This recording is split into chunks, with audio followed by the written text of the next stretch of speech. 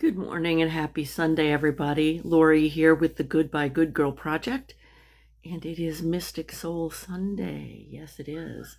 It is the day when we question all of the dogma, all of the assumptions that we have been heir to. Marvelous. Hi, sweetheart. It's good to see you. How are you? How you doing, babe? I hope you're all right. Hope you're well. So this is on Sundays. Mystic Soul Sunday is when we take a deeper dive in a mutual exploration into what is real. When we came into this crazy world, we were given a set of rules. I call them Patriarchal Castle commandments. They are the socio-religious ideas that we were taught to live by. And we have a problem because our entire culture, as you can tell, is exploding because the rules don't really work. The rules are very restrictive and they keep us less than we really are. And we're always going to be, until we're completely enlightened, I expect, completely less than we are in terms of our consciousness, because we're always growing. We're growing into it and growing into it and growing into it. But there is one thing that I definitely want to cover today, and that is the concept of the resurrection, because we have this idea that the resurrection is about you have to die first. Actually, that's not what the resurrection's about. It's about reconnecting with your own true self and resurrecting that consciousness that is in you, but I don't want to say asleep because that's not quite the right word, but that is a little bit dormant until we come in and go, excuse me, but it's time for us to wake you up. It's time for us to awaken. So, oh, I think I lost Marvelous. Okay, sorry about that. So I met a wonderful woman yesterday, and she is a minister. She's about 81 years old, and I met her at the Y. She was fantastically lovely, heartful. Hi, Chloe, honey. Very heartful person.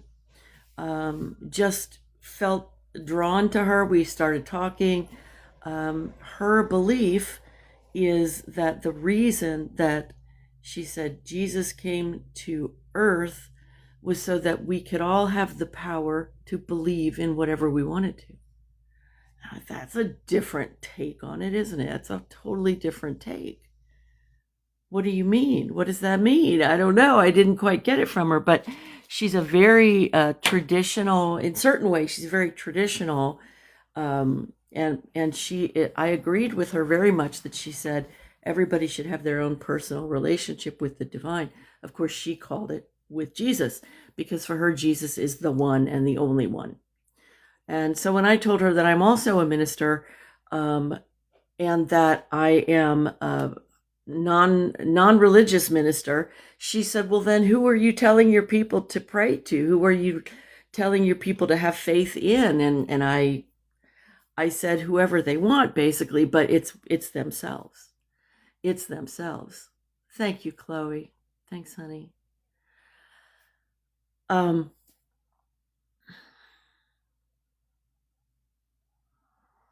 she was a little alarmed by that. I could see it sort of behind her eyes, like, well, shoot. She says, well, I guess that's what Jesus came for, so we could all just believe whatever we want to believe. I thought that's a very liberal, a word I happen to love, but it's a very liberal way of looking at Jesus. I thought, okay, all right. All I cared about was that this woman was heartful and caring and loving.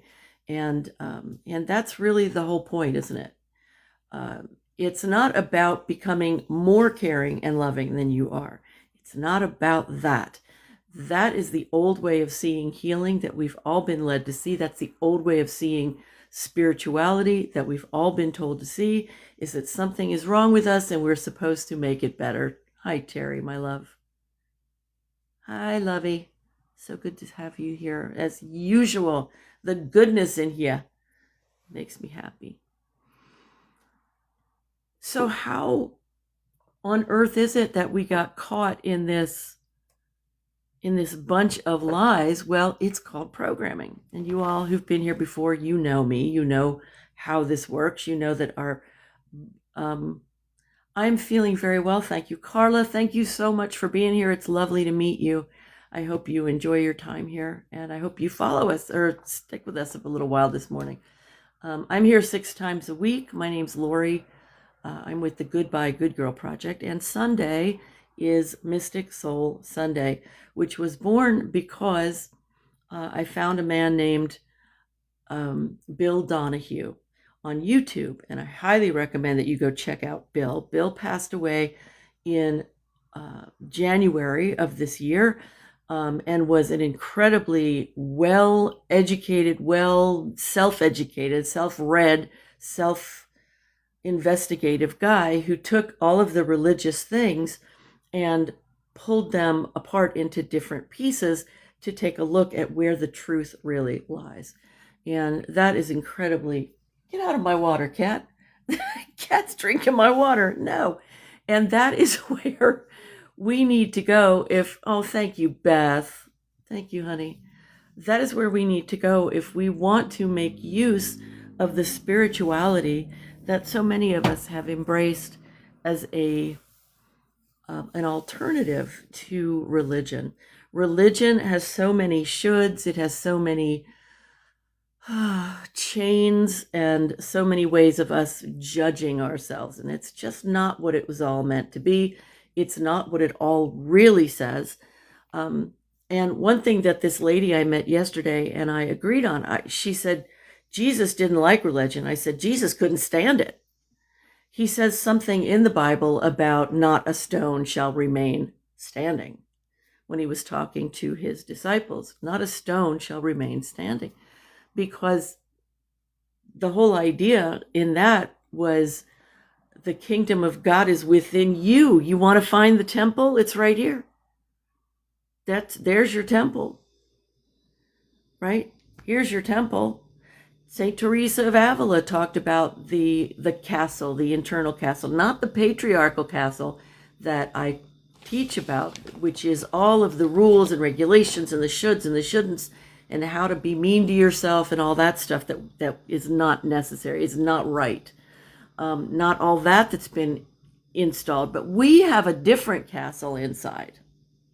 We have the castle of all of who we are, the round table of all of who we are, the creative one, the grieving one, the wise one, the confused one, the one that never gave up, the one... the fool, the one who's willing to take a step outside of the norms. We have all different kinds of rooms and people within us that can speak to us if we would but listen. And usually we don't. We've been trained, don't listen to your emotions, don't listen to your spirituality, don't listen to your insight, don't listen to your intuition. For women, this is especially pernicious because we already have a trained, one-down perspective given to us in life. So we have a very bad tendency to hold ourselves back, to not use our voice, not speak truth to power when we would like to. And it's a very complex dance that we do in this culture about how to stay safe and still be at least some part of who we really are. And I want to be all of who I really are. So this is my pursuit for the last 40 years. And hi, Miss Quill. Hi, V. Moss. Nice to meet you. Nice to see you. So I wanted to talk to you about one of the Bible's, one of the religious people's favorite thing to talk about, which is the resurrection. I am the resurrection and the... Well, the I am, first of all, the I am is you. In the Bible, Moses says to God, what do I call you? By what name do I call you? And God goes, I am that I am. Call me I am. Oh, okay. So if somebody says to you, what is God's name? You have to go, or who is God? You go, I am. Well, this is absolute blasphemy to religious people. They're like, how dare you? How could you? It's also blasphemy to you in terms of there is a setup inside of you from the patriarchal castle that says, I'm not allowed to be that close to the divine. I have to merit it. I have to become a better person. I have to become a good enough person that I will then connect. But the Gnostics of old, Bill Donahue of more recently in history, teach that there is, and I teach that there is a direct connection available. You absolutely have that direct connection with the divine. It's actually what you're made of. That energy, that frequency of love, of compassion, of light, of awareness. You're made of that. Hi, Jake. Welcome. Hi, everybody. Welcome. My name's Lori. I'm with the Goodbye Good Girl Project. I would like to ask you, please, to hit the screen and get me some hearts and share this out for me so we can get more people in here who would like to deprogram from the traditional religious things that have really hurt a lot of people. Thank you, Jean, for the like. I appreciate you. So what I did was I'm such a fan of Bill Donahue's, and he always is freeing people from the traditional rigid ways of looking at all of the dogma we've been programmed with. And he's able to quote chapter and verse because, thank you, Carla, because he went from being a very traditionally religious person to going, oh, I think not. He got very upset about the idea that God would murder his own son in order to forgive the human race. So he said, no, it does not work for me. It doesn't work for me. And so what I did was I went, because I am not a Bible scholar, I went onto Chat GPT and said, can you compile for me some references that Bill would have known that I would not necessarily off the top of my head know, that has to do with resurrection? Because everything in the sacred texts, I don't care if it's the Kabbalah, the Bible, the Vedas, the Quran, it's all meant to be about the journey inside ourselves. We did not come here in order to be obedient. We did not come here from the divine in order to somehow not deserve the divine. That doesn't make any sense whatsoever. It doesn't make sense. And contrary to popular opinion, this stuff's supposed to make sense.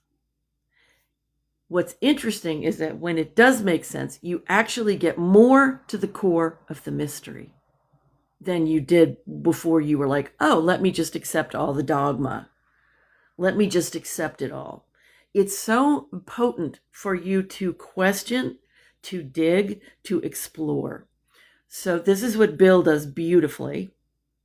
And here's one thing that has to do with that concept that everything in the sacred text is about us growing us.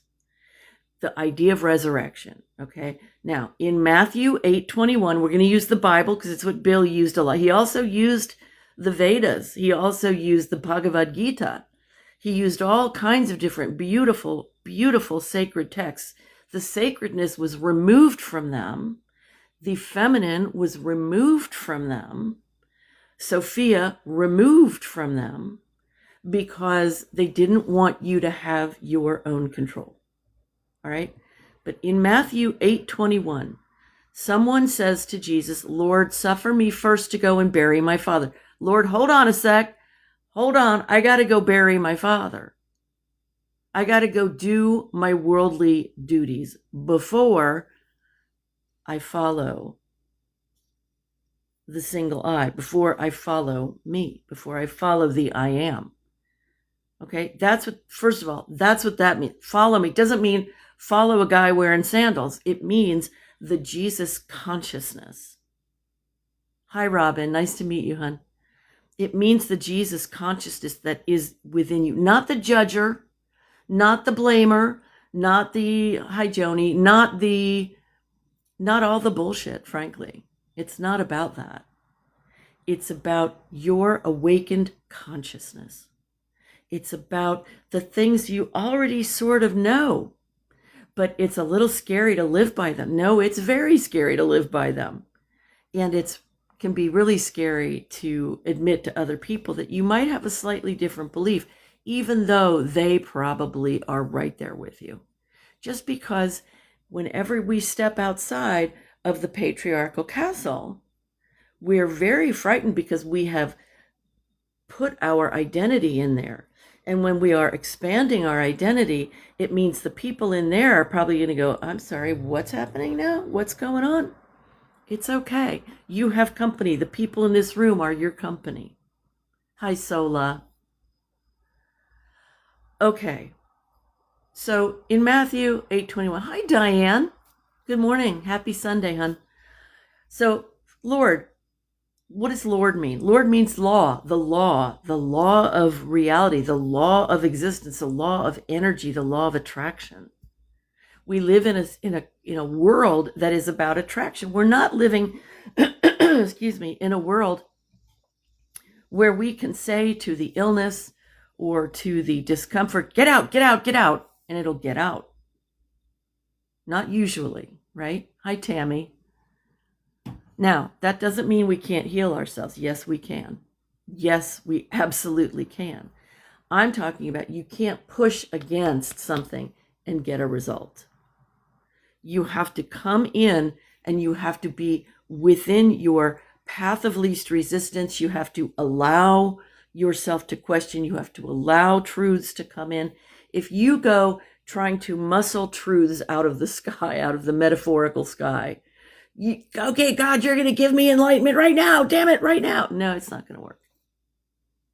And that's not because you're unworthy. That's not because you haven't suffered enough. It's not because of all that stuff.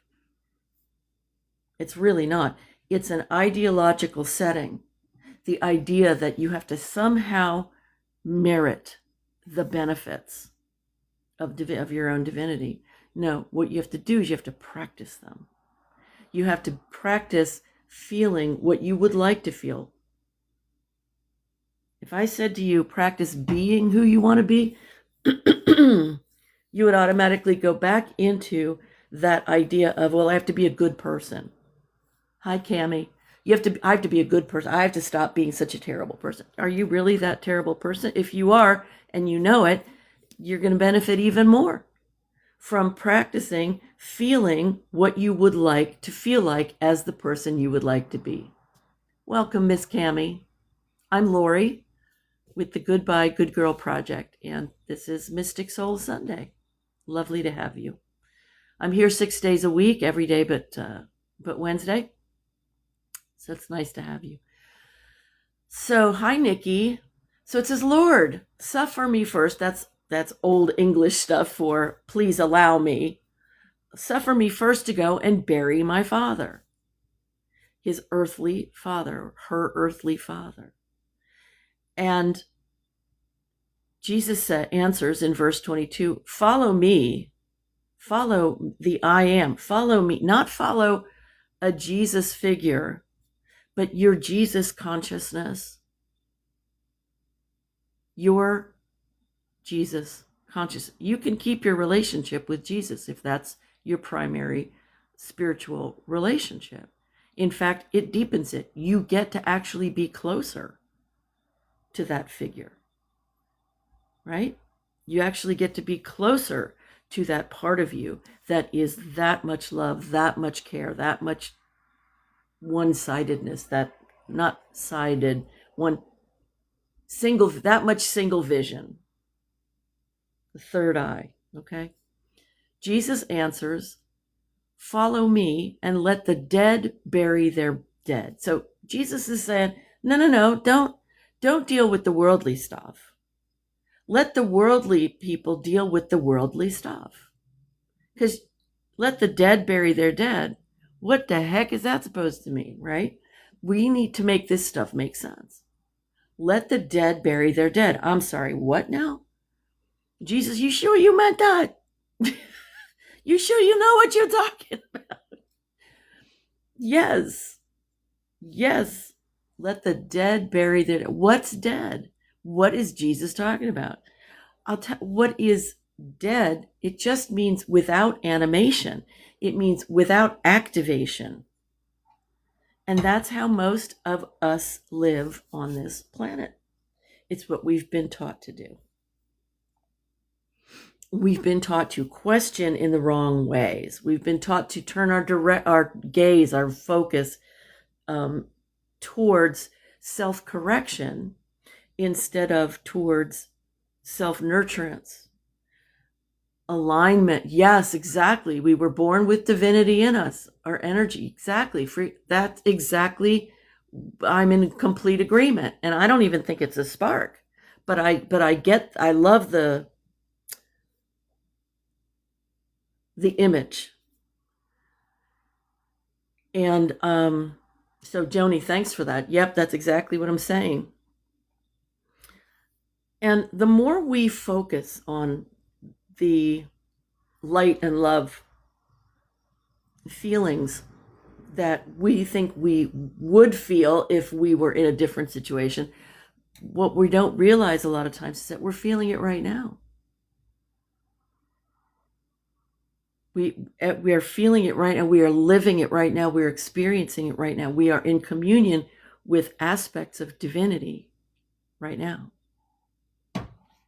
You're not claiming to be a one and only God. You are claiming your actual identity with your source code. Your source code is what Joni said. It's your energy. It's your frequency, that frequency of God. Why do we call God love? Well, yes, of course, we've learned it. But also, whenever you've had a high experience, you've had a feeling, you've had a sensation. You haven't just had a really, really nice thought. You've had an experience. Your whole body's been involved. So the idea that we're supposed to ignore how we feel is the primary blasphemy.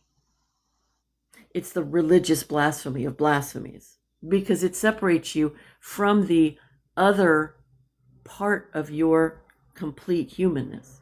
We have been taught over the millennia to live right from here, to live from our brain, not from our consciousness, from our brain.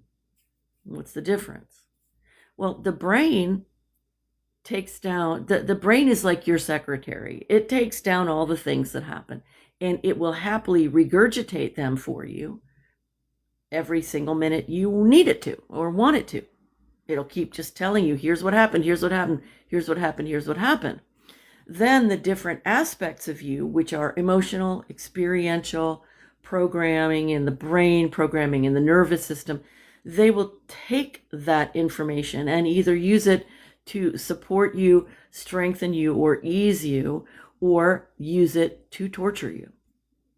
And mostly what we do is we use that information to make ourselves feel really bad. It's not because we are insane. It's not because we are moronic. It's none of that. It's simple programming. It's actual energetic frequencies that we've practiced. We are in a habit. Yeah, no church. Jesus did not like the church. Nope.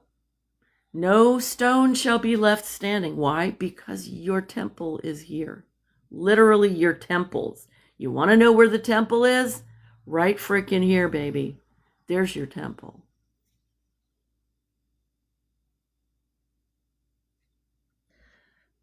So when we're walking around in this world, one of the most profound things we can do is to question and also to feel, to give weight to what we sense, to what we feel. It's so core. It is so big that we can't see it a lot of times. We're not aware of how much of an impact we make when we just ask a question, when we just doubt the right things. We doubt the certainties and we say, let me take a deeper look. Okay? I'm going to read something to you, okay? Let's go to Luke 15 and the story of the prodigal son. The son leaves dad's house, goes to a far off land. Hi, Amanda. Loses everything, which, by the way, been there, done that myself, becomes desperate and finds himself living among swine. So do you think this guy's living like with a bunch of pigs? Do you think that's what's happening? No. Everything in all of the sacred texts is about our consciousness. Thanks for the follow, sweetheart. Right? So here's what happens. We come in, and I can remember this. Not everybody can, I know, but I can remember being mega young and knowing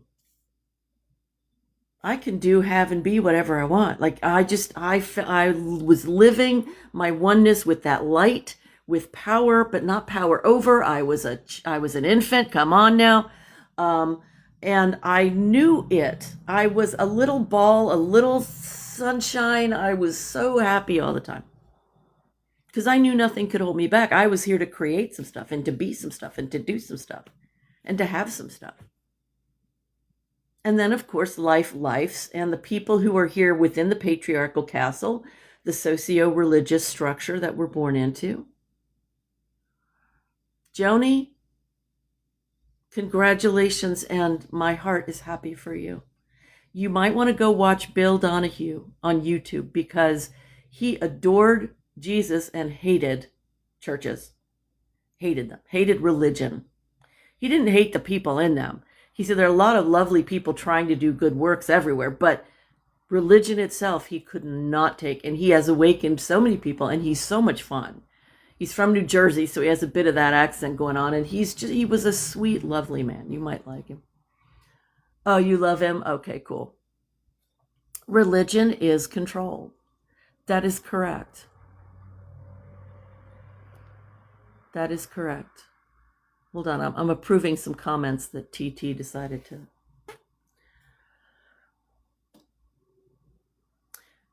So if we look at everything in the sacred texts as symbolic for how we grow, Paragon, sweetheart, mwah!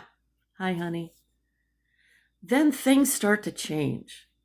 Then we're not held captive by these biblical things. Now, we're held captive deep in the recesses of our brain, but only because we haven't exposed them to the light. Talks like this and Bill Donahue's talks on YouTube, this is what brings the light in. And light does not have to argue with the dark. It's just there. Yeah. Okay. Somebody taught me that the word sin simply means error, simply means like, oh, I'm off the mark. And I like the idea that if I've missed the mark, if I've allowed myself to stray into a place within myself where I don't feel so good, then my correction is not to go, I'm a poor but penitent sinner. No, it's not that at all. It's what can I do to feel a little better? What of those qualities that I know are higher, are lighter, are more divine, can I reach for to change my experience in this moment, to become more caring, more strengthening, more allowing of and devoted to myself. So the first part of the awakening is, wait a second, this is bullshit, right? The first part of that awakening is, hold it, all of these lessons that we've been taught, it's bullshit. The problem is we haven't yet stepped into the second half. And that's what I'm doing here. That's what I'm bringing forward as conversation and food for thought here. Because, oh God, thanks, Amanda. Thanks, honey. Because the other half of this is where the activation comes. The activation is where your internal resurrection of your Christ consciousness is. Oh, thanks, Amanda. And thank you, Rebecca. I'm here 6 days a week. This is the only day I do Mystic Soul Sundays. It's the only Sunday we have. But also I do other things. So anyway, check me out on other days of the week.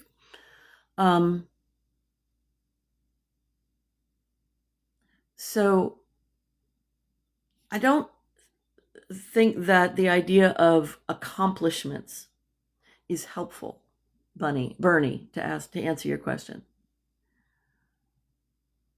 And I do not think religious people have a lower average IQ.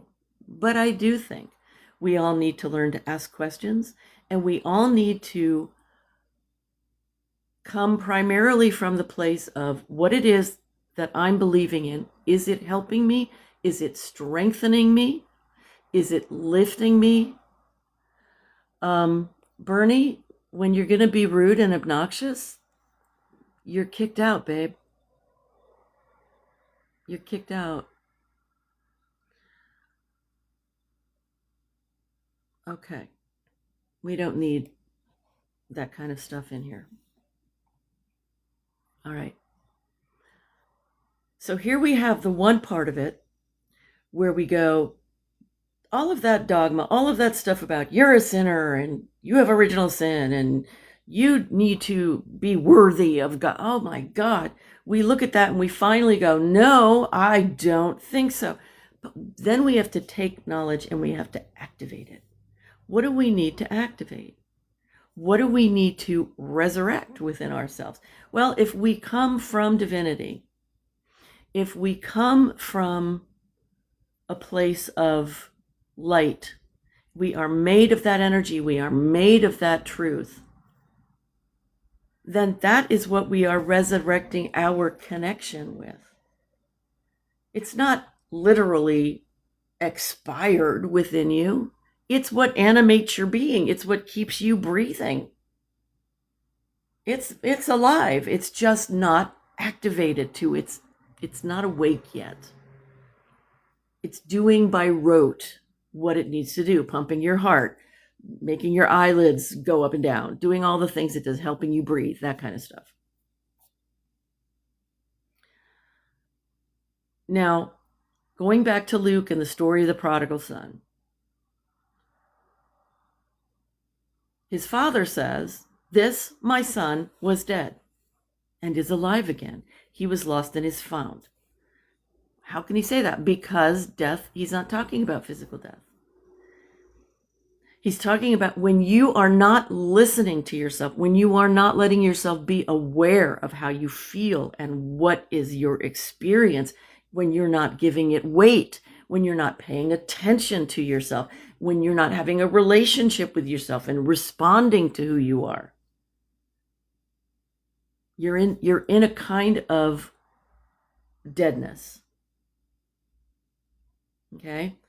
We become separated, not literally, but our focus goes to places that don't strengthen, lift, or calm us. Right, Joni, exactly. So when you recognize that the life you've been living, you've based the life you're living on certain ways of seeing the world, on certain beliefs that you were brought to before you had speech, before you had the power of speech, then you need to question and say, what do I do here?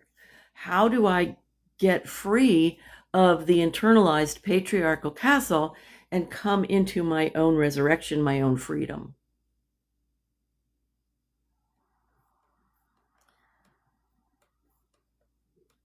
So we have to awaken in that way.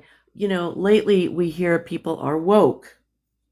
And in that respect, it seems to mean realizing that we're all in this together. Hi, Hideth. We're all in this together and that we need to care about each other. I mean, it's just stupid to be in a boat together and then go, I don't care about you. I'm going to hold a party over here. And if it capsizes the boat, too bad for you. Never realizing that it's going to capsize me too. That's just stupidity. That's ignorance. And to truly awaken similarly doesn't mean, well, now I'm spiritual, I'm awake. No, it doesn't. Like I said, that's half of the thing. And so many of us have that now. We have the realization that the dogma and all of the shoulds and the self-blame and all that it's not right. Now we need to find what is right, and we need to live it, not just believe in something higher. I know that people say thoughts become things, but it's not the thoughts. It's the power behind them. It is the emotion. It is the emotional set points. It is the passion. It is the energy of all of it. That's what creates how we feel. It's what creates the energy that surrounds us. It's what creates opportunities that can come. It triggers your OCD. I hear you. Yeah, there are a lot of things I've questioned in my journey, and I'm so glad. I'm so glad that I did. Thoughts became things was one of them. If I can muscle my thoughts into behaving, then how come I'm not getting exactly what I need or want? It didn't make sense to me, right? What do you mean my thoughts become things? How do I make that work? Because again, like you say, it's like work harder, make it happen. Oh my God, no way. So see, we've got like 4 of us in here going, please don't do that to me. It's not the core thing. If you're anxious all the time, and a lot of us are anxious a lot these days. And this is a great question for this conversation, because there is a really small but amazingly powerful bridge to cross. And I crossed it out of pure necessity, not because I thought my way to it. But the small bridge is, I feel this and I can impact this on a core level.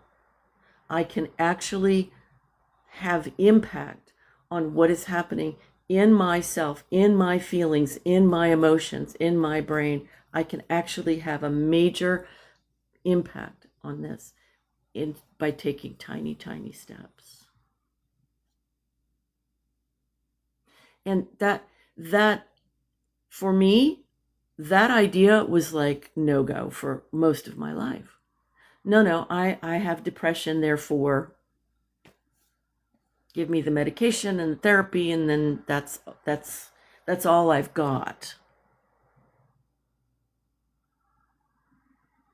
I didn't know there was anything else. Sure, I was in the spiritual communities and I was told, yeah, you can heal yourself. And I'm like, well, not of this. I don't know how to do it for this. And then one night in 2022, I was going down for the 3rd time, and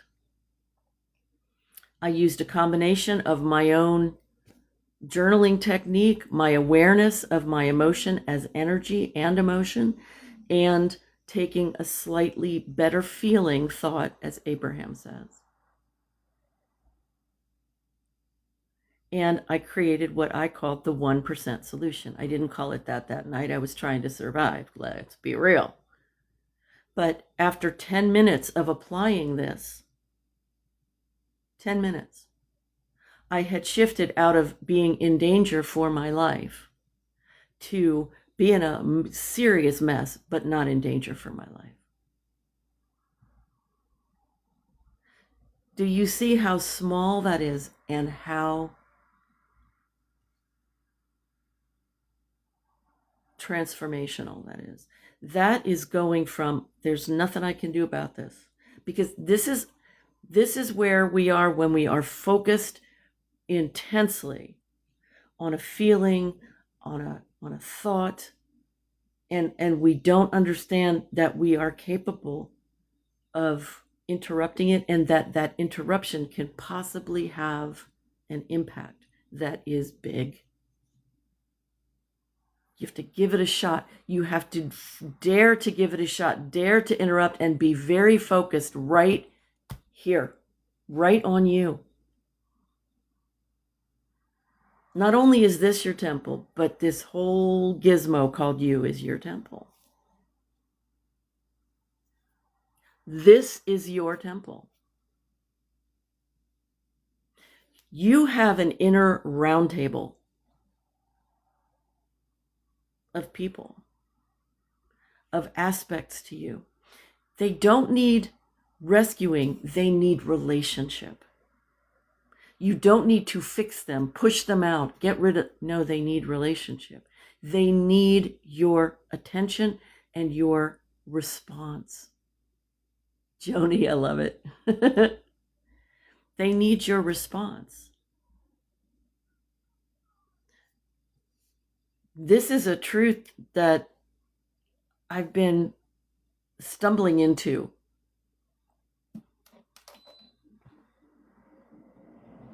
And now am planting and opening to and blossoming into.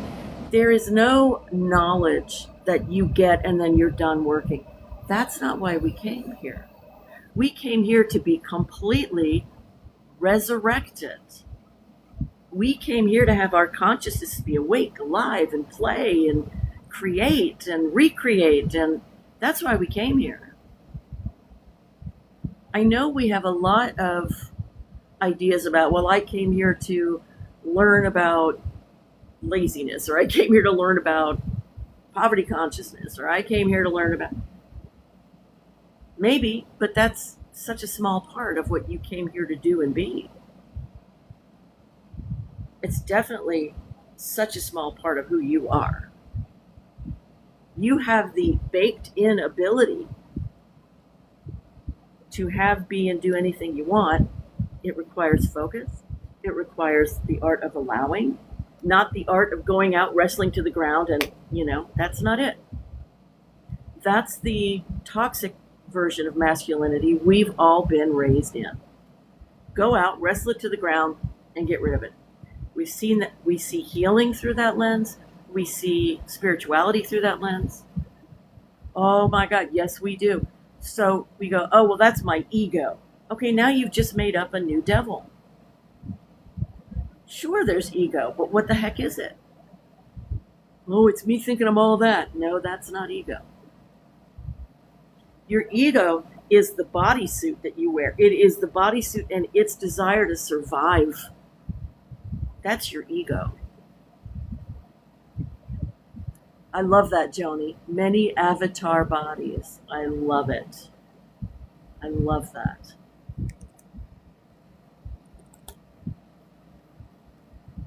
Hold on, I'm trying to look something up.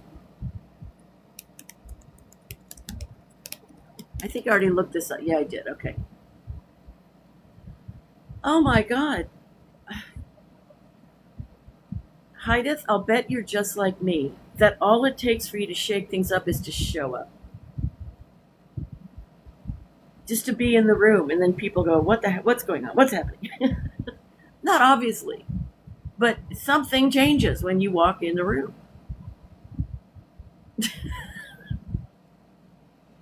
I can't tell you how many jobs I was hired for where they thought I was the nicest person, which I am. But then I'd come in and I'd ask questions. Oh, you want me to do that Excel spreadsheet? But what about the person over there who's doing a similar one? And could they be connected? And could they, is it going to impact them negatively? And they'd look at me like, can you shut up and just do your job? I'm like, no. My job is not to contribute to dysfunction. I'm not doing it. Oh, they didn't like me much for very long.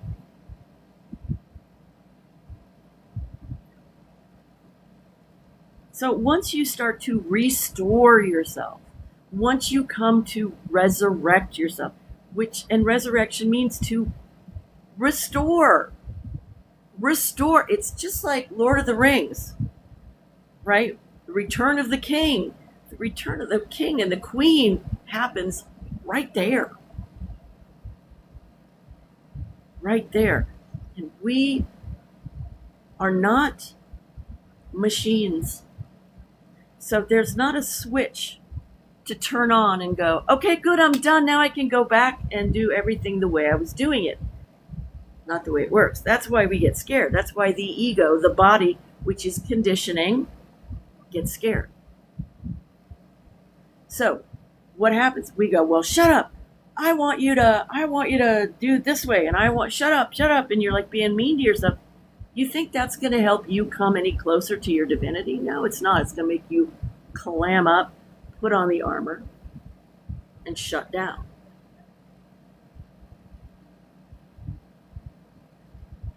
And we use so many ways that are straight out of the Patriarchal Castle playbook to shut ourselves down. Oh my God, you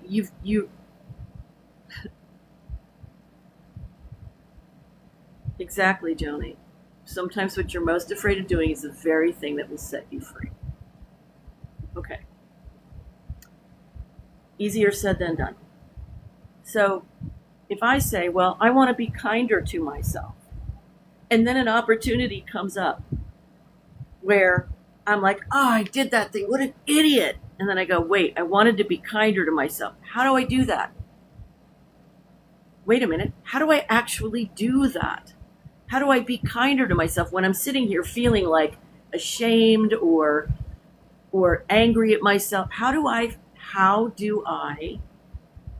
make that shift? How do I bring that in? What is the right terminology for this? Now, if we go from the Patriarchal Castle, we've got to now take all of that shame and self-dislike, and we've got to somehow figure out how to throw it out. It doesn't ever work. It does not work. That energy is yours. It is a programmed energy. And you maybe need to get to know it, because there are going to be parts of it that when you shine the light on it are going to usher themselves out. And there are other parts that you haven't been listening to that were really important for you to know. And you're like, oh my God, you're right. You're right. Oh my God, I've been right all this time. Now I can actually give that weight in my interactions. All of that simply from being kind enough to yourself to have a relationship with what you are feeling. All of that from you daring to take a moment, and instead of just mindlessly beating on yourself for something that you do that you feel bad about, let yourself feel it, but then bring some kindness to it. Like, oh my God, I feel like crap about this. Oh my God, oh, this is awful. Oh, shoot. What am I going to do about this? Okay, first of all, I'm going to gentle myself. Okay, wait, I don't have to run out and do something right this second. I need to run in for this moment and like, God, I'm sorry. Oh my God, I feel so bad. I don't like feeling this. I don't like feeling this. And I feel this. Absolutely, Quill. And if it doesn't flow, because if you keep focusing on it, it will stay there. This is the other part of it. You bring in something, you allow yourself to feel something a tiny bit different. It's the same with anxiety. It's the same with depression. You're not trying to fix it. You're not trying to usher it out. You are trying. It's like you've got a cake. You've got cake batter. And it tastes like absolute crap because you forgot to put the sugar in. And you keep tasting the batter and going, God, this is crap. But I have to keep eating it. I have to keep eating it. It's the only cake. I have to eat this. This is what I have to eat. This is what's right in front of me. This is what's real. I need this cake. And somebody says to you, well,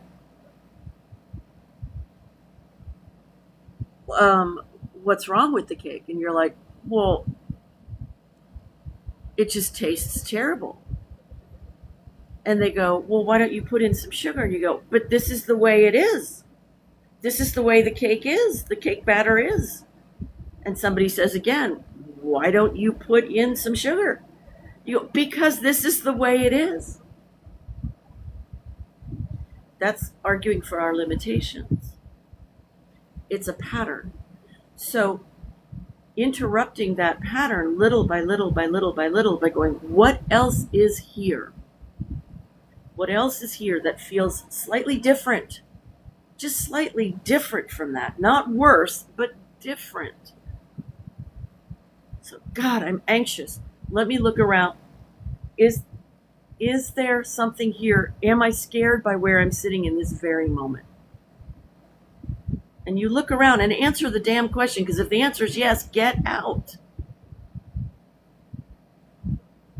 This needs to make sense to you. Your path needs to make sense to you. So you look around and you go, there's nothing in here. I'm sitting here alone in my apartment. The door is locked. It's quiet. Yes, I feel safe here. Now, what you're going to notice is you feel safe here. You feel a little feeling of safety. Now, your brain's going to want to go, but I'm still anxious. I'm still depressed. I'm still upset. And you're going to say, yep, both things are true. And then you're going to go back to focusing on, what does that feel like to feel that safety? It may be this big. It's supposed to be that big. You're going to focus on it. You're going to say, where do I feel that safety in my body? Does it have a color? Does it have a frequency? Does it have words? Does it have, what is it? What's that? Well, that's interesting. What do you know? It feels different than what I was feeling before. It feels different. And then your attention is going to be drawn back to what you're used to focusing on, the depression, the anxiety, the worry. And you're going to go, yep, that's my habit. I get it. Yes, that's here. Yes. And then once again, you're going to go, what else is here that is a little different than what I'm feeling? This is the 1% solution. There are certain trainings that we've gone through in our lives that make us feel that we're not allowed to do this, or we're not capable of doing it. Oh yeah, that's a nice idea, Lori, but I couldn't possibly do that. Yeah, you absolutely can. Yeah, you absolutely can.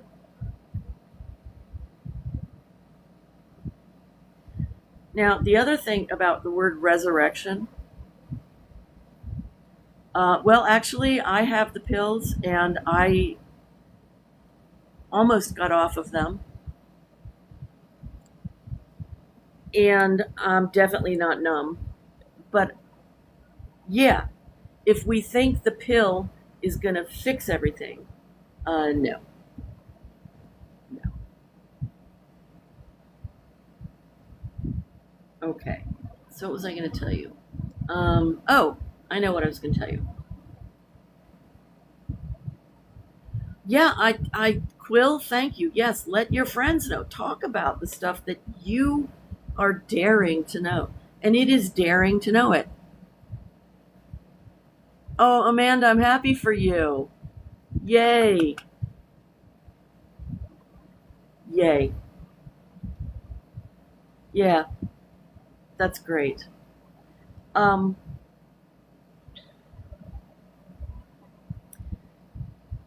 it turns out that I'm going to need to be on them. And that's okay with me. Because I have work to do here that if I'm busy struggling with that, same here, Quill. So I'm giving up my resistance and just letting it be what it is, because it's not.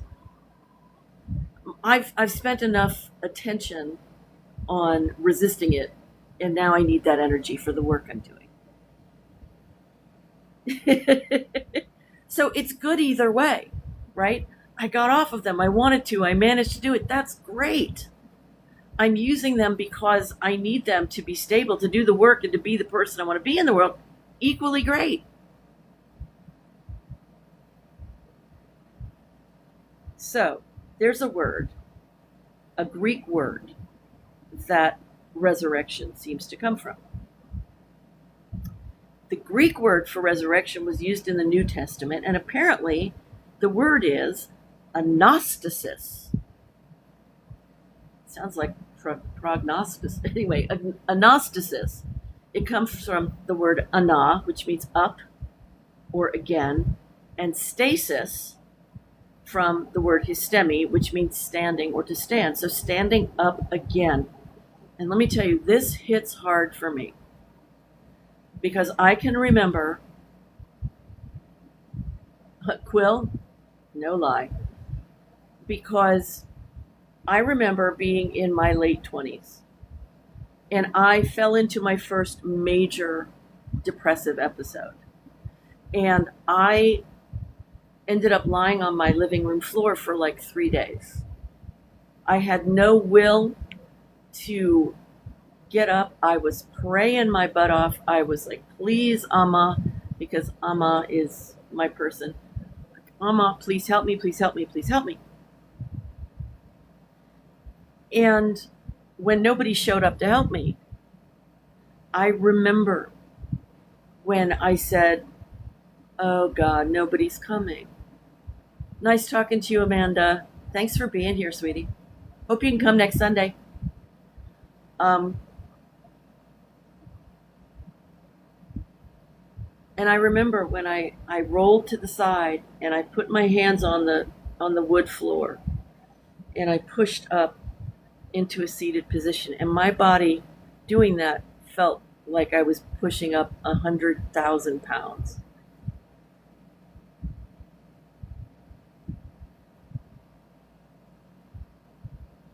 And I look at that as my first resurrection, really, my first rising up of like, okay. Because when we come into this world, we are taught that we have no power, that we are separate from our divinity and all of that mess. And that's not true. Every time we have another breakthrough of awakening to, this is where my temple is. This is where the divine talks and interacts and responds and can be activated.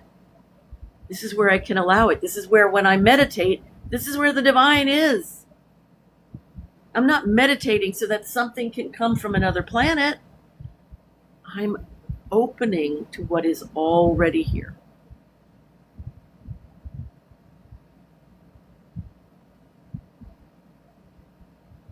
That is when we summon the goddess within ourselves. Yep. And it has to be the feminine now. It has to. We need the divine masculine as well. We don't have precious little of that, but what little we do have, let's find it and let's nurture that within ourselves. And when we find others, women or men, who are living that divine masculine. What is the divine masculine? The divine masculine is the protector builder. The feminine is the one who births. The feminine is the one who makes the way smoother and softer and easier and fiercer. Having a baby is not soft, smooth, or whatever, right? Having a baby is a fierce act of love.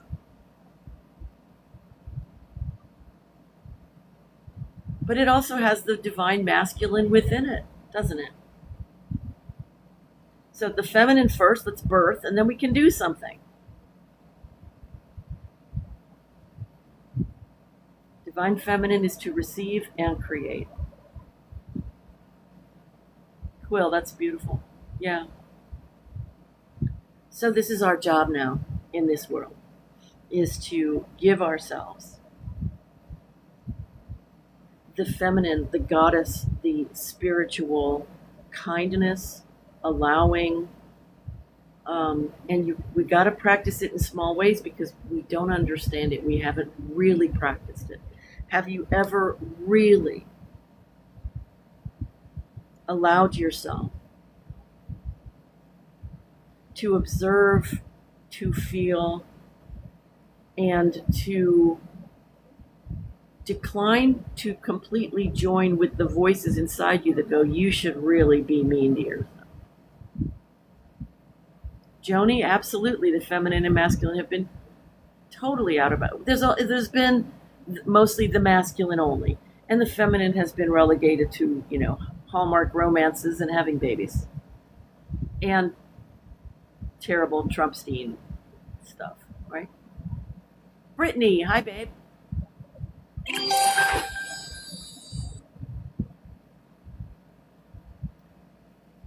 We don't even have not half of more. Most of us don't even understand what the feminine is. I remember when I asked myself that for the first time. I said, "What? So what is the feminine?" This is maybe 10 years ago, and I went, "Crap, I don't know." All I could think of, I swear to God, all that came to my mind was the color pink. It's crazy. Color pink and crinolines, which is like an old fabric from back in the day that women wore for their skirts and stuff. I'm like, that's pathetic. How 1950s? Wow, that's crazy. And so I went on a mission. I was like, what is the feminine? And then it became clearer as I looked at it.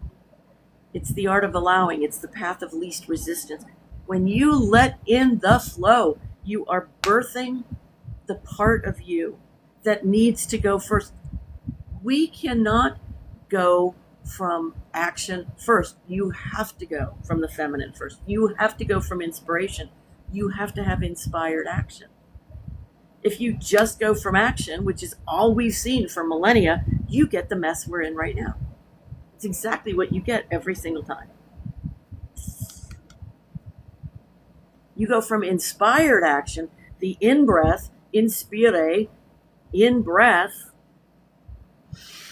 which is the taking in, the birthing, the feminine, and then you go, what am I going to do with this beautiful energy? Oh, let me put it out there in this way. Now you've got something going on. Now you're cooking with gas. Let me approve your comment, Joni. TT decided it was filterable.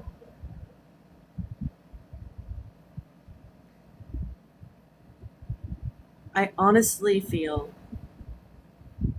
that it's worth looking at the things that we say, the things that are said to us through a lens of great discernment.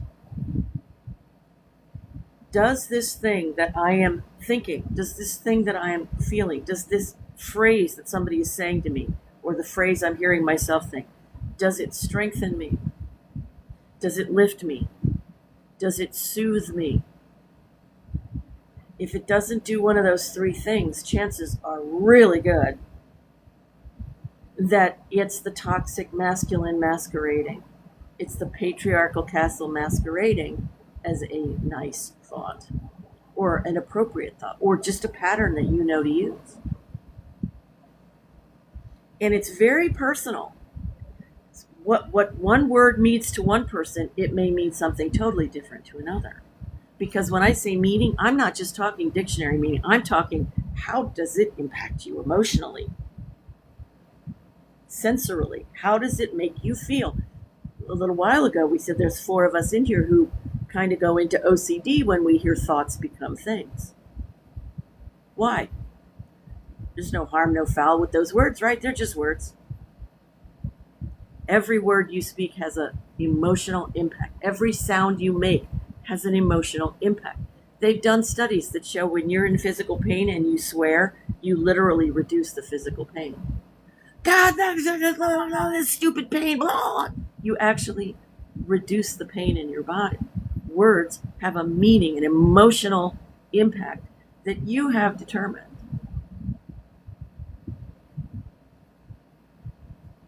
So, Joni, it's a great thing to say, but be aware if there are times when you're saying that from a place of locking the castle door, locking your round table door. I'm not going to do these experiences. I'm not going to, because experiences that we have give us things we couldn't otherwise find. yesterday is a great experience, is a great example of this, where I went to do for the first time my roundtable meeting for women in business here in Cincinnati, and went with great trepidation, great doubt, and yet I could feel there was a little bit of light in the whole thing, and that's why I went. I could see a little piece of light around the whole idea, so I went. It's your awareness that keeps you safe. Yeah, your awareness of how you feel, and I mean, it's a lot. Awareness is a lot. I mean, there's a lot to it, right? I mean, it makes you aware of so many things about yourself. But anyway, sitting with all of that, letting myself be there, and then somebody came up and acknowledged me and said, "That's a really cool idea. I like your sign." And she had her own business and blah, blah, blah. So opening to something there that says there's something more here than what I can see. Instead of me sitting there doing what my insides wanted to do, which is like, this is never going to work, I heard it. It was there. I wasn't going to push it out, because you can't. I can't. It's not a thing. You can't push yourself out of you. I'm sorry. It doesn't work. So instead, you got to make room for something else that's going to lighten that experience up for you. That's what we need. We've got to go from, I reject these bullshit ideas, to what are the right things I can bring in experiential ways.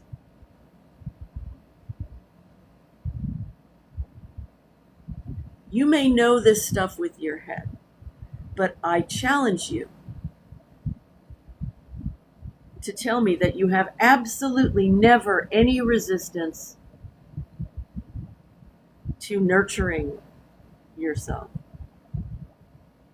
I mean, if you're there, kudos, lovely, teach it.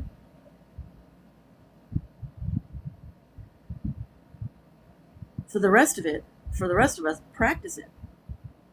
And it's not just a practice like someday I'll get the reward for it. It would be nice, wouldn't it, Chloe? But here's the thing. We don't have to be there 24/7 to grow it. In fact, you'll never grow it if you keep seeing it as being out there. If you see it as being a completed state of being. It is complete in its own self within you already. It's already within you, completed. You just have to take a cup and dip your cup into it and take a sip. Do you know that in quantum physics, energy, well, in physics, period, it tells us that energy never dies. It just transforms. Energy never dies. What does that mean? Does that mean I have to feel anxious or depressed my whole life? No, it doesn't. It means that the answer to the problem is something other than trying to usher it out. It means shifting. It means that light is needed. It means that gentleness is needed. It means a different quality is needed to allow it to transmute just by that much.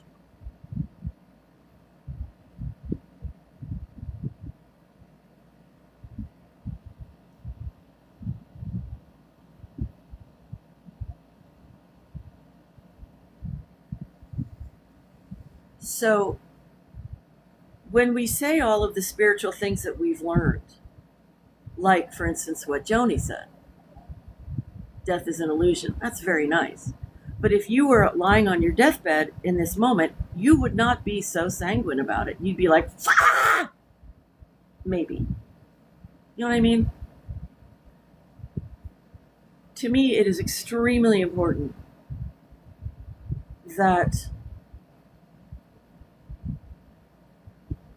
I live fully in the moments that I am living fully in my moments.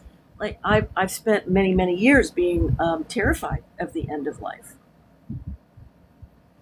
And sure, I've gone to plenty of therapy. I can tell you why I'm afraid, and blah, blah, blah, and yada, yada, yada. And there's, of course, the natural sort of body. The body wants to survive and all of that.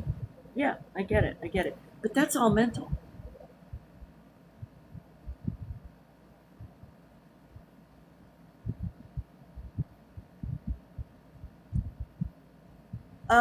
What do you mean you just finished? Oh, hospice care. Yeah, it can be extremely natural. Absolutely, and beautiful. My point is,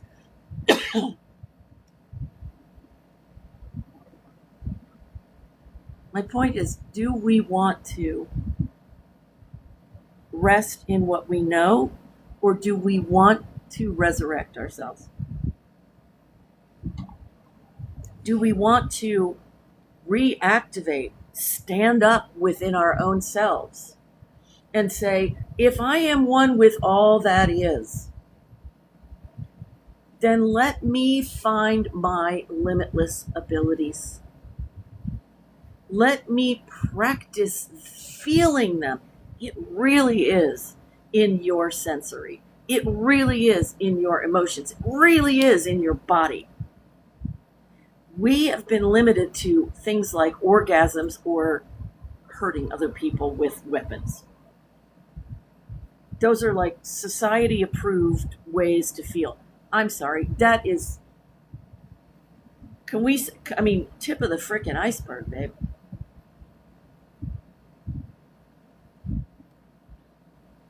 There's so much richness in what we feel, and we're terrified to sit down with ourselves and have a relationship to a moment that feels bad. I understand. Trust me. So I'm not saying don't be afraid. I'm saying be courageous.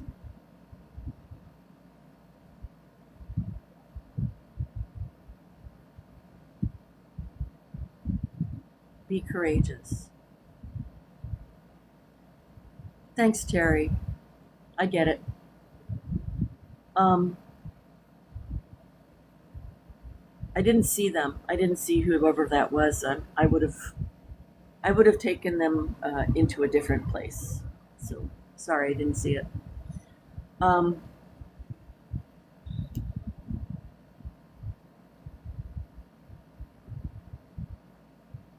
If you're still thinking, I have to fix myself, I have to get through my trauma, I have to get through my issues before I can practice being kind, that's the Patriarchal Castle rule. That's a patterning. It's a should. It's not a truth. The truth is that you actually can bring a small moment of mercy to yourself. And watch that moment of mercy shift the quality of the bad feelings.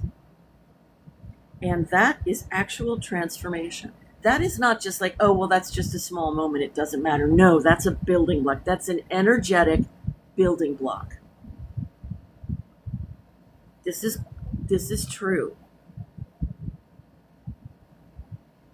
I can't convince you of it, but you can. You can. Try sitting with your awareness of whatever is happening that doesn't feel so good. And let yourself, at the same moment, simultaneously, think of something or observe something or feel something that is a little bit different from that, so that your focus is not so laser focused on the bad thing. And let both be together. I haven't read it, but I know of her, Joni. Let both be present and watch what happens. Well, it didn't fix me. We also have to be patient. We have to be patient. That's hard. This is the real work, okay? The real work is not let me should on myself and say I'm not a kind enough person or a forgiving enough person. That's not the work. That's the Patriarchal Castle masquerading as the work. And that's why you keep not healing. Yeah, I know. I heard about that.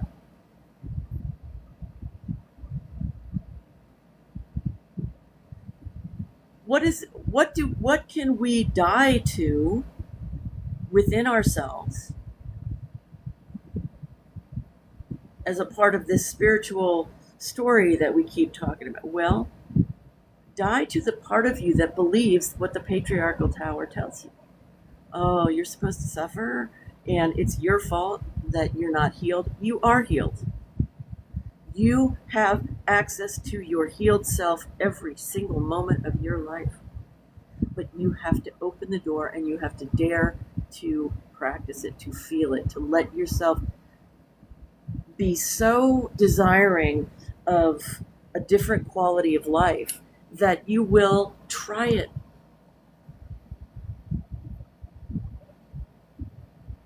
You will try it. We didn't die to our false programming. No, we did not. Mm-mm. No, we didn't. The false programming is what I call the patriarchal castle. So I disagree with you there. And it is a programming of the mind, the nervous system, and the expectations. And that whole thing, that false programming, is that patriarchal castle. It gets into the grooves of our brain, it gets into our expectations. And so interrupting those expectations as we observe them weakens them, and eventually we make the shift and we're no longer beholden to those false programmings. Oh, I'm so sorry. Okay. Yeah, that's the problem with chat. Don't necessarily understand. Hi, Ollie. What can you do today? Of all that I've talked about, what can you do today when you have a moment that doesn't feel so great? What can you do?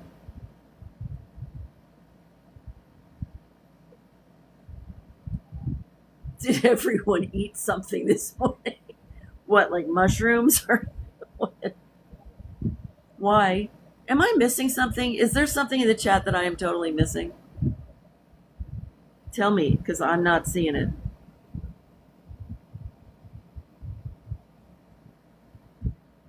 What can you do the next time today that you feel something that's not so comfortable? Could you potentially ask it?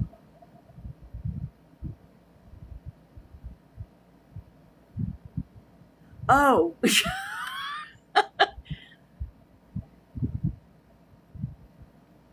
Bruce.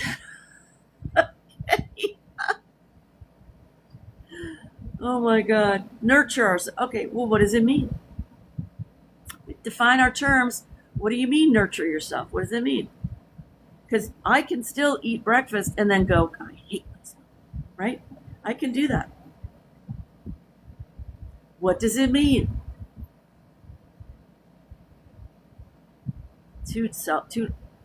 How will you nurture your emotions? Well, I'm doing all the right things. I took a shower and then I ate and I got myself some coffee and I was really good to myself. No, what did you do for your emotional state of being? Taking a breath, yes. That is definitely on the list. Why? Because it slows you down. And when you slow down, you can observe, you can be in relationship with, instead of. What else can we do?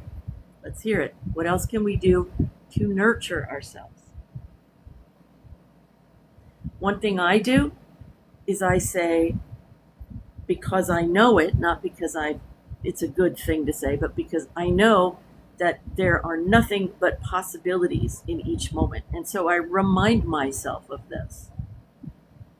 There's other things here too. What else is here that I'm not yet seeing?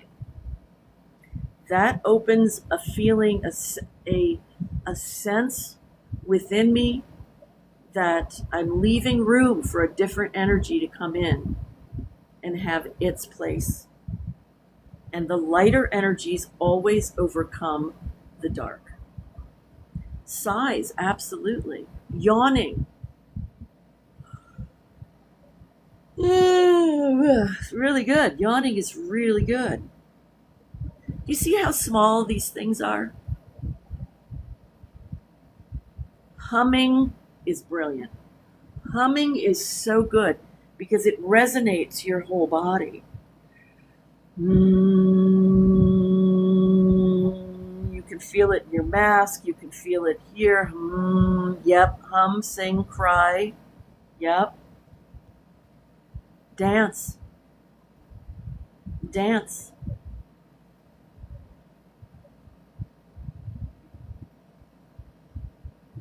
Walk. Take a walk and appreciate the greenery. Your mom used to get so mad, but because you were sighing? I'm so sorry. Talk to a tree. Yeah. Hug a tree. Put your back against a tree. Feel its solidity. Put your feet on the ground. They're calling it grounding. Okay, this is the way we used to live, we humans. We were walking on the ground barefoot, boom, like we had. You talk to your giant pecan. Wow. That's really cool. Does it have a personality? They love to chat. I love this. Really? So when you're talking with the tree, are you asking it questions, or are you just saying something like you would say to a friend and listening for a response? This is beautiful. The other thing you can do is something called wisdom writing. They will wave their branches and leaves. Oh, I love it so much. Wow. That is being one with nature, baby. Wow. You call him Pete after your granddaddy. Aw.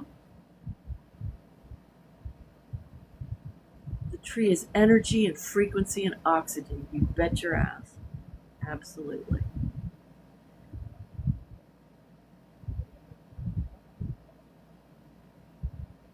Sometimes I'll do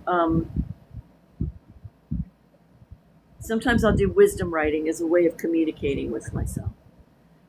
Question at the top of the page, then just start writing.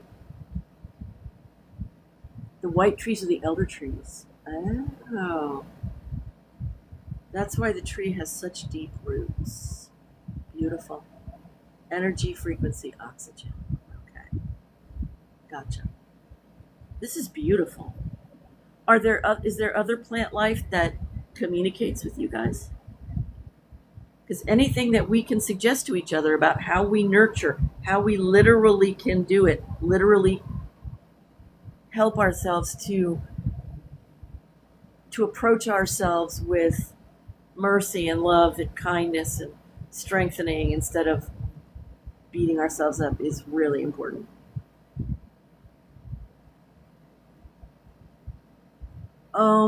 Oh my God, one day I will tell you about the ancient trees across the street that would weep. Wow. Oh my gosh. Hi, Celeste. Welcome. I'm Lori with the Goodbye Good Girl Project. Sundays is our time for Mystic Soul Sunday. We get as far away from dogma as we can. How are you, Miss Celeste? Happy Sunday. Joni, yeah, Joyce Kilmer. It's going to make you rewatch Lord of the Rings. Yeah. There's a beautiful thing, speaking of that movie, that I saw on YouTube, a man who does movie review, and I think it's called Cinestix, Cinestix, I think.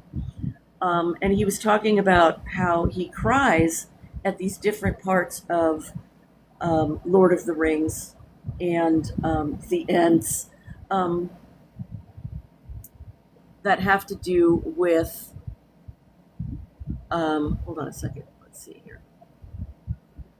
I don't know why it's not letting me oh, here we go. Approve. There we go. Okay. That he cries about all these different times about Aragorn. Anyway. Yeah, the king. And it's because he's a leader and he's humble.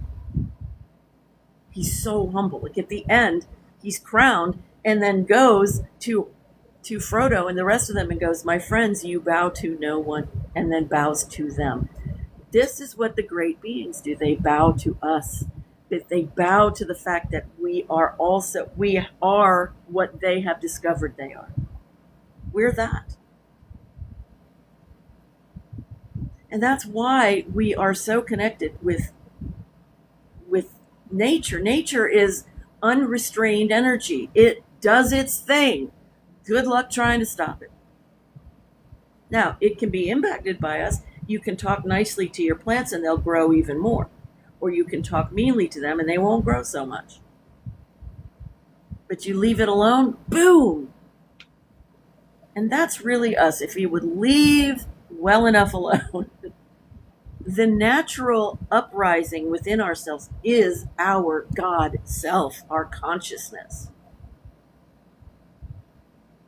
And so what we do is we go about it exactly the wrong way, the way we've been taught, the way we've learned, which is should on yourself, tell yourself, well, it's my fault. I'm a terrible, flawed thing. I have to fix this so that then I can allow the good to come through because all of this bad is in the way. The bad is not in the way. It's not in the way.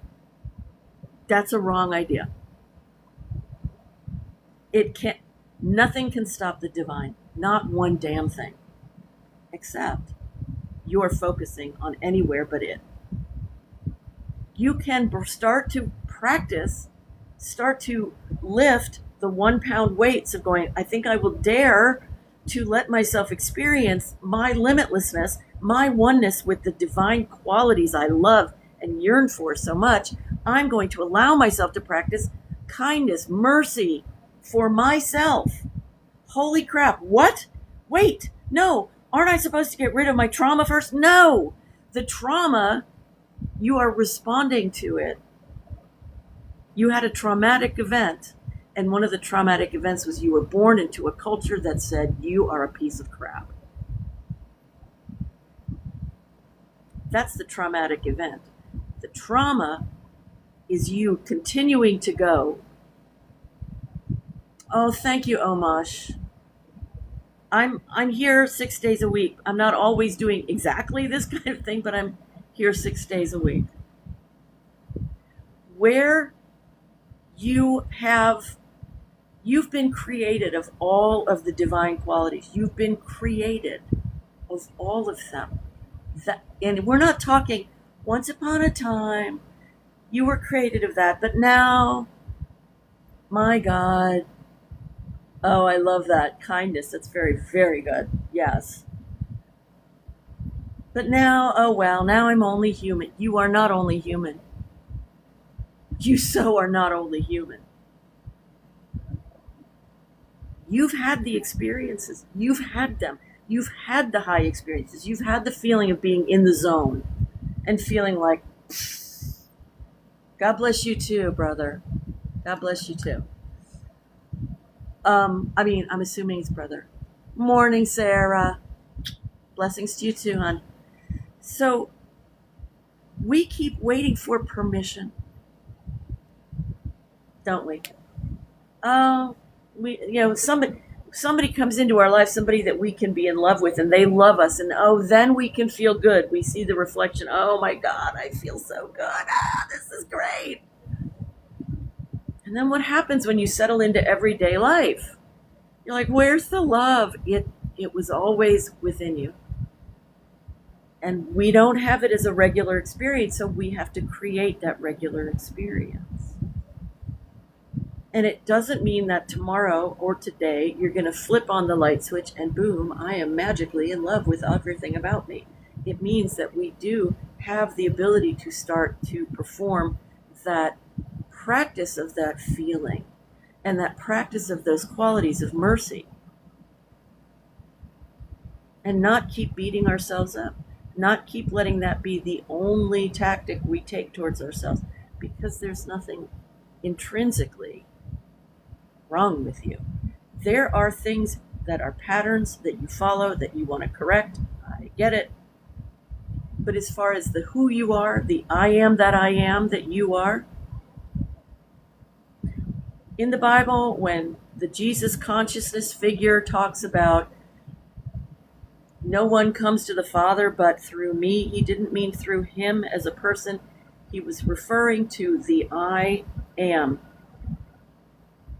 Why can I say that? Because Jesus says in the Bible, I of myself can do nothing.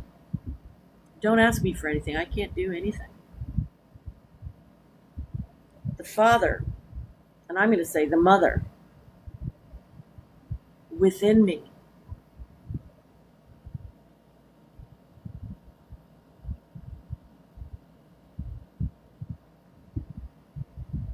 So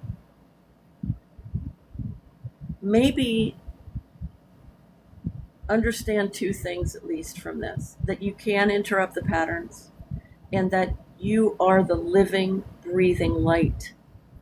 You are that. That is your core. That is what is pulsing through you every single moment that you're alive. And that it is,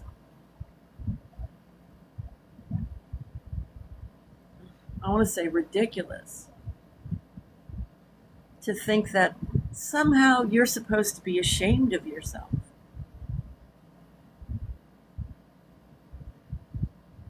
Which is the posture of a punished child.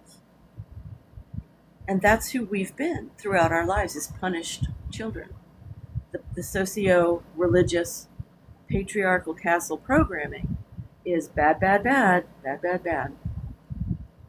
We need to, that's what it produced. That's been programmed into us without our approval. Just boom, like we were given that. So it is so important for us to say, not just, I know that's bullshit, because that's fine if your mind knows it. Your body does not. Your patterns of behavior do not.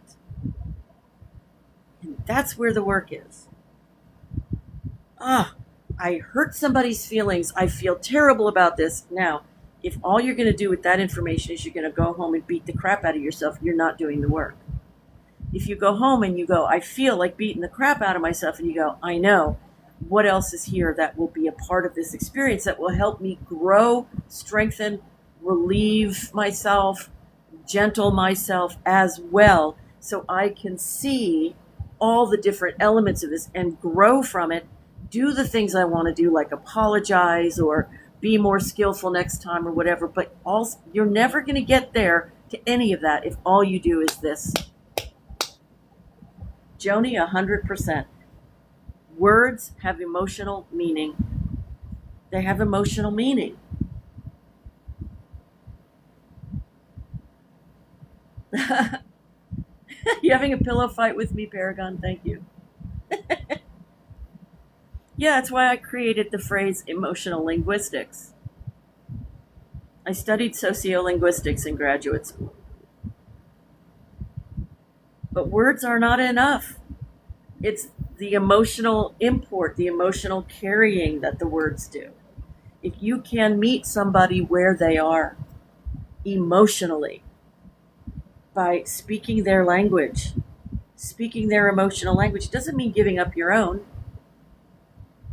You don't give up yourself to do it. No. You translate yourself. Then you can have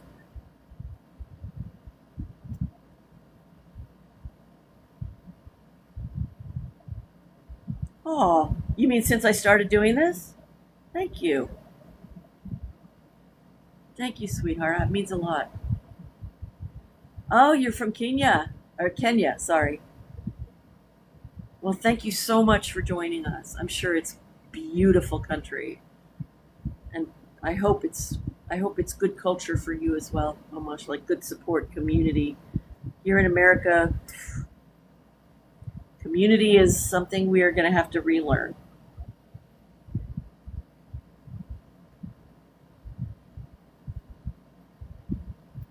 Thank you, Abigail. So, what we're going to do today is we're going to keep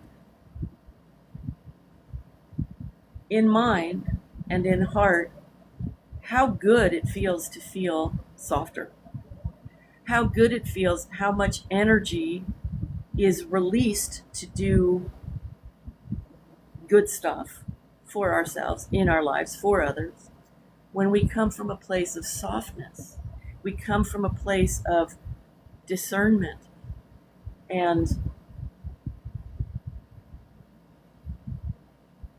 because the fighting is what has become natural for us. We've learned to fight. We have that down pat. The challenge now is to believe in the power of the feminine. In America, that's very, very challenging. But think about it. Think about it. Consider it. Ponder it. Because it's true. The more you allow yourself to be gentled, accepted, responded to instead of reacted to like knee-jerk, the more possibilities naturally emerge within your brain, within your life. It's amazing. It's amazing. It's a total change of quality of life. And that's what we want, really. I know it's hard to hear, but we need a different quality of life. And we tend to equate that with, if I only had more money. I understand. But it really is just, if you can feel better now, the external will meet you eventually.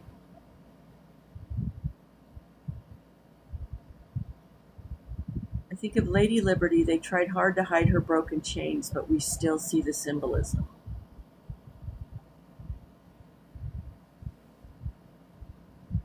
I'm so grateful that all of you resonate with what I'm talking about, because to me it says that I am not alone in this world of such discomfort and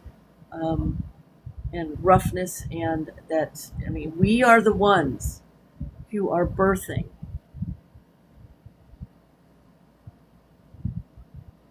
the new. And it's not an easy birth. Oh, heck yeah, nursing home will humble you. Sure. So thank you so much, you guys, for being exactly who you are, and for being on this journey with me of literal self-discovery. Take good care of yourselves. Remember that if something doesn't strengthen, lift, or gentle you, chances are good it's a patriarchal castle rule wolf in sheep's clothing. Keep your attention on how you feel, and if you feel something you don't like, which we all do, then be gentle. Breaking away from the system, yes. Every time you dare to be kind to yourself, to give yourself room to feel, and all of that, you are breaking from the patriarchal castle. I love you too, Chloe. I love all of you, and a very happy Sunday to you guys. I hope you have a great day. Bye. Oh, if you want to follow me, by the way, I'm at goodbyegoodgirl.com. Goodbyegoodgirl.com. Bye. Oh, homage, to be reminded, you just have to follow me. The other thing you can do, what's the other thing you can do? Send me a DM and with your email, and I will try to figure out a way to remind you, okay? Okay. Or you can write to me, email at goodbyegoodgirlproject, goodbyegoodgirlproject@gmail.com. Okay? Okay. Lots of love, everybody. Bye.